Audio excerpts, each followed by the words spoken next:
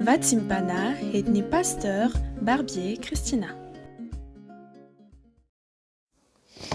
Iondrika ivavaka isika riavana, misaotra anao zahay satria lehibe tokoa ray malala ny famindram-ponao izay omenao anay isa maraina. Amin'ny alalan'i Jesosy Kristy zanakao no anatonana ianao ampanetretena, anomezana voninahitra ny anaranao ary isaorana mandrakariva izany fitiavanao anay tsy manam-pataperana izany. Mamindrafo aminay Jesosy mamelany elokay raha anantona ny seza fiandrianana masina eto ambany tongotra ao izahay. Fona aminao amin'izay rehetra tsy akasitranao Tompo, fa vao miposaka tokoa ny masoandro dia ratsy eneny fisainana zanak'olombelona. Diovy izay Jesosy amin'ny ranomasina mba ho afa-keloka ary meo anay Tompo ny famindram-ponao andehanana isan'andro amin'ny fifaliana sy ny fiadanana. Tompo, omeo anay ny fanahy masinao indray, ampahery anay amin'ny tian'io ity dia ho voninahitry ny anaranao rery any Tompo, ny hery azonay amin'ny alalan'ny teny masinao. Fa tsy ny mofy ihany tokoa mantsy ny veloman'ny olona, fa ny teny rehetra izay aloky ny vavan'Andriamanitra. Misaotra Jesosy malalako. Aleluia. Amen. Miarabantsika riavana amin'ny anaran'i Jesosy Kristy Tompo avy any Nazareta, ary dia mbola ampitomboana amintsika lalandava ny fahasoavana ao mba-piadanana avy amin'Andriamanitra ray amin'ny alalan'i Jesosy Kristy Tompo, ary koa ny fampiraisana miaraka amin'ny fanahy masina. Ny tenin'ny fampaherezana ny lohahevitra izay omenantsika amin'izao maraina izao dia mitondra ny lohahevitra manao hoe tokony hifaly mandrakariva ve aho? Tokony hifaly mandrakariva ve aho? Hojerevantsika ny boky ao amin'ny testamenta taloha, Isaia toko faha 120 andininy fahafolo. Isaia toko faha 120 andininy fahafolo. Rehefa hita izany dia vakiana amin'ny anaran'i Jesosy Tompo avy any Nazareta manao hoe hifaly dia hifaly amin'ny Jehova aho, ny fanahiko ravoravo amin'ny Andriamanitro, fa notafiny fitafiana famonjena aho ary nakanjoiny akanjo fahamarinana. Toy ny mpampakatra misatroka mama tahaka ny mpisorona, ary toy ny ampakarina miravaka ny firavany. Amen. Ray masonao manamasinana amin'ny fahamarinana, ny teninao no fahamarinana. Amen. Zany teny zany indray ry havana no ampaherezana antsika amin'ity maraina ity. Ka mizara lohahevitra roa lehibe tahaka an'izao indray ary izao fampaherezana omenantsika izao. Hifaly ao amin'Andriamanitra ny zanak'Israely. Hifaly ao amin'Andriamanitra ny zanak'Israely. Zay no voalohany. Hifaly izy noho ny fitiavan'Andriamanitra azy teo amin'ny fiainany. Faharoa, hifaly izy noho ny fitiavan'Andriamanitra azy teo amin'ny fiainany. Raisitsika tsirairay avy zany ry havana, ampaherezana antsika indray, satria dia hitan'Andriamanitra, hitan'ny Tompo ny adin'ny zanak'olombelona amin'izao andro sarotra izao. Fampatsahivana ny bokin'ny Isaia ry havana, dia ity boky ity dia mitantara ny fiainan'ny zanak'Israely. Raha niaina izy ireo tamin'ny fahababoana tany Babilôna. Babony zanak'Israely ary dia nambara tamin'izany ry havana fa tamin'ny tapany voalohan'ny boky zany dia nijaly izy ireo, nizaka ny mafy izy ireo, nitondra ny mangidy izy ireo, ary dia zao tsy nahita ny mazava mihitsy, tsy mahita izay hosarangotiny, very hevitra, diso fanantenana, fahoriana zany ry havana. Saingy nanomboka teo amin'ny toko faha 100 ry havana dia tonga ary ny teny fampanantenana izay avy tamin'Andriamanitra. Zany hoe mitondra famonjena izany. Ary dia ho tokoa ny afatra izay nomen'Andriamanitra ao amin'ny toko faha 112 ka hatramin'ny faharoa manao hoe ampio amin'ny anaran'i Jesosy, ampionony ny oloko hoy Andriamanitra reo, mitoria teny soamafaly amin'ny Jerosalema, ka lazao aminy fa vita ny adiny sady voavela ny elony. Ary dia manomboka teo amin'ny toko faha 80 ny nandraisan'izy ireo tokoa ry havana ny famonjena. Zany nahafaly azy amin'ity toko faha 120 ity, ka hifaly tao amin'Andriamanitra ny zanak'Israely. Raha fitarainana sy fahakiviana ary fahoriana mangotraka ry havana sy sedra mafy no ny ainan'izy ireo teo aloha dia nivadika ny rasa lasa tonga fifaliana izany ankehitriny, tonga ny firavoravony. Izy tena mihitsy no miteny sy nandray fanapa-kevitra eto araka ny henontsika teo fa hifaly sy ravoravo eo amin'Andriamanitra izy. Zany hoe ny tsy mibadika zany ny fiainany, ny ova ho fahatsarana, to afaka tamin'ny tahotra sy tebiteby izy ary indrindrandrindra ny ayay tamin'ny lalatsarotra izay nolalovan'izy ireo. Olona afaka tamin'ny fisedrany izy ry havana, olona tafavoaka tamin'ny sarotra ary afaka tanteraka sy nandray an'izany hoe fandresena izany. Ny olona mandalo fahoriana lalina sy misedra ny mafy ry havana kanefa novonjena maimaimpona, zany mihitsy no tena afaka miaina amin'ny fifaliana tanteraka ry havana. Ny fifaliana tena izy dia fifaliana tokoa azo avy amin'ny hoe vokatry ny fahanafahana izay natao azy. Tao anatin'ny ady maimay mahamay mantsy araka ny voalaza teo izy ireo ary dia tena hoe tena faly tanteraka. Fifaliana vokatry ny fony zao voalazan'izao ary dia mipaka hatrany amin'ny atom-panahiny. Eo amin'ny tapany faharoa, eo amin'ny andininy 10 dia nanao karazana kisarisary-teny izy mba ilazany sy hampitany zany fifaliana zany. Toy ny hoe ahoana ny voalazany, fifaliana eo amin'ny fampakaram-bady no nanambarany azy. Toy ny mpampakatra misatroka hamama tahaka ny mpisorona ozy izy ary toy ny ampakarina miravaka ny firavana. Zany ny voalaza eo amin'ny andininy 10 tapany biteo. Nampitahana ho tahaka ny fifaliana mpampakatra ry havana sy ny ampakarina mihitsy zany ny fifaliana zanak'Israely. Zany hoe firavoravona tena hoe makotroka izany ary izany indrindra no anasanantsika amin'izao maraina izao mba hiara hipaly tahaka ny fifalian'ny zanak'Israely. Ry havana malala ao amin'ny tompo, sitrapon'Andriamanitra ny iainantsika zana no amin'izany hoe fifaliana izany. Koa dia atsoin'Andriamanitra isika mba hifaly ao aminy, tsika izay hoe mpanaradia azy araka ny ambaran'ny soratra masina izay teny efa fantatsika tokoa hoe mifalia mandrakariva ao amin'ny tompo izy hoy izao indray hoy Paoly mifalia. Filipianina 4:4.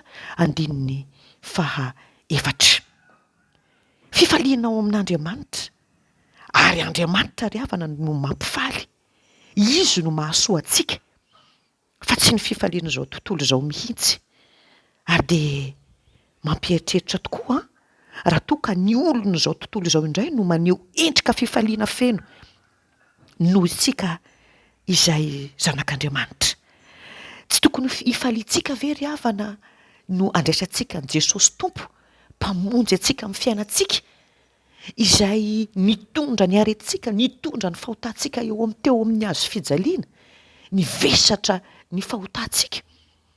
Famindram-pon'Andriamanitra tao amin'ny Jesosy Kristy no mbola antom-pivelomantsika amin'izao anio izao ry havana. Koa dia izao ny afatra ho anao voalohany mifalia ianao fa aza mitanondro-dava na maloka mandrakariva ry havana. Mifalia ianao fa aza manao sakaizan'ny ranomaso sy ny fahakiviana. Mifalia ianao fa ny tompo tianao. Ary rehefa mifaly koa dia aoka ho fifaliana manome voninahitra an'Andriamanitra ilay masina. Aoka ry havana ho fifaliana tena hoe hitan'Andriamanitra tokoa ary ho fantana izao tontolo izao fa velona tokoa ilay mpiay sy mpiaro aisy anao ry havana malala amin'ny tompo. Mampifaly Andriamanitra ry havana fa tsy mpampahory izy. Ny fanehoantsika n'izany fifaliana izany no antoka iray milaza fa olona notahiana isika ry havana ary manompo Andriamanitra velona tokoa izao sy ianao. Miravoravoa ry havana ao amin'ny fanahy masina dia aoka ry havana ho iainantsika mandrakariva izany fifaliana ao amin'ny tompo izany. Fa inona loatra moa no anton'izay nahatonga ny fifaliana reto zanak'Israely? Dia izany ho jerevantsika amin'ny tapany faharoa ry havana. Mifaly izy noho ny fitiavan'Andriamanitra azy teo amin'ny fiainany. Niaiky ny zanak'Israely eto ary sany hijoro vavolombelona izy fa notafiany fitahiana famonjena aho ozy izy. Notafiany fitahiana famonjena aho ary niakanjo ny akanjo fahamarinana.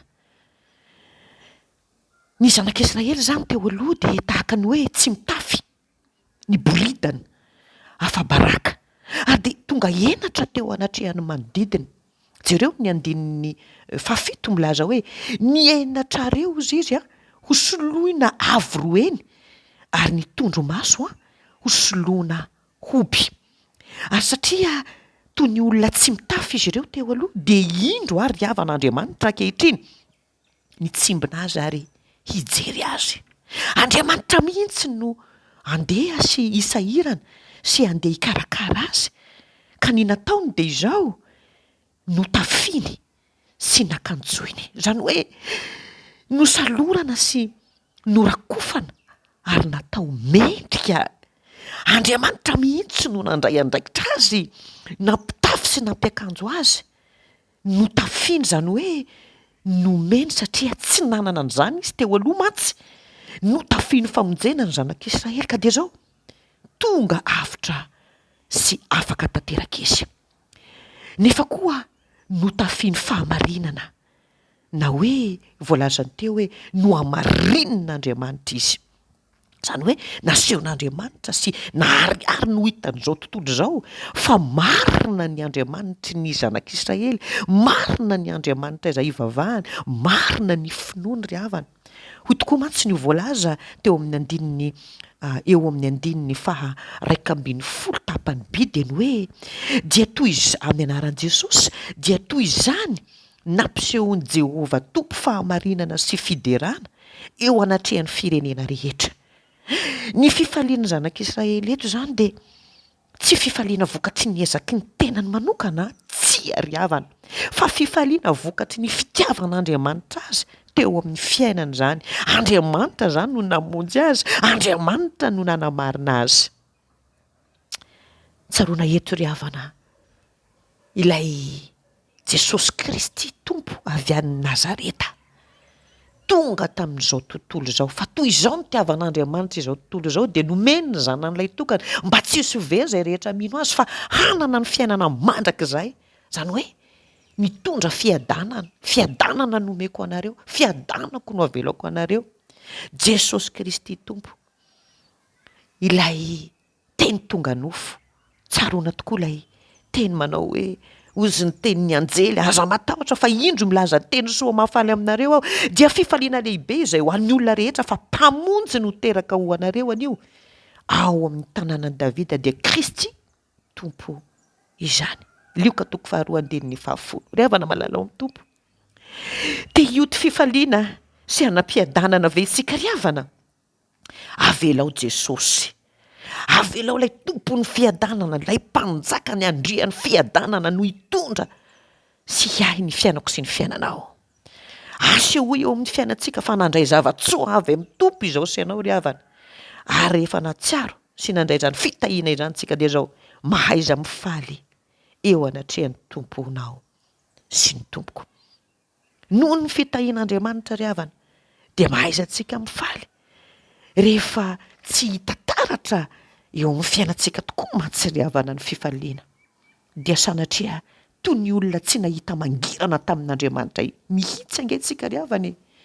Ary zany tokony ho tsapako sy ho tsapanao lalandava fa velona sy mitahy aisy anao ange Andriamanitra mba ho hita ny hafa sy ho tonga ho vavolombelona amin'ny alalany hoe ny fiainantsika.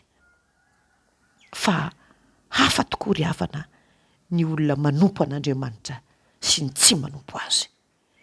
Tokony faly isika ary tokony hahay hisitraka izany sy hiaina izany isan'andro. Ho fampitinana ny hafatra ariavana dia izao no lazaina ao amin'ny Jesosy irery ihany no tena misy ny fifaliana marina sy azo antoka. Andriamanitra avelantsika hiasa sy hitondra ny fiainantsika. Izy no loharano miteraka izany fifaliana izany. Ho feno tokoa ny fifaliantsika rehefa miombona asa amin'Andriamanitra isika sy mankatony ny sitrapony, koa dia meteza ary isika amin'ity anio ity hivelona tahaka ny zanak'Israely. Ka faly koa ilaza hoe hifaly dia hifaly amin'ny Jehova aho, ny fanahiko ho ravoravo amin'Andriamanitra fa notafiny fitahiana famonjena aho ary nakanjony akanjo fahamarinana. Azy irery ny voninahitra, atsika kosa ny fifaliana ao amin'ilay mpanjaka ny mpanjaka, tompony tompo mahefa izao rehetra izao. Aleloia, amen. Ivavaka isika misaotra Jesosy amin'ny fifaliana omena ho anay amin'ny alalan'ny teninao. Misaotra Jesosy amin'ny fitiavanao anay isan'andro. Mankasitraka amin'ny famondram-ponao, mankatelina tompo amin'ny amelanao isan'andro ny elokay. Eny tsy mendrika an'izany fitiavanao zany zahay, kanefa ny teninao dia milaza fa avaozinao isa-maraina ny famondram-ponao aminay, ary zany indrindra ny tokony hanananay fifaliana isan'andro eo anatrehanao Jesosy malalako. Tahiony tsirairay avy Jesosy ireo izay mandalo ady sarotra mba ho tanteraka ao anatin'ny fony isan'andro zao teninao zao, mba hanana ny fifaliana miaraka aminao. Tompo, tantahano ny fiainanay tsirairay avy, ny mitanondroka tompo dia apitrakao, ny kify tompo dia ampahirizo, ary manana ny tanana miravoravo tompo dia omeo fanantenana mandrakariva fa velona ianao Andriamanitra. Misaotra Jesosy, mankasitraka tompo, ho derako mandrakizay ny voninahitrao. Aleloia, amen.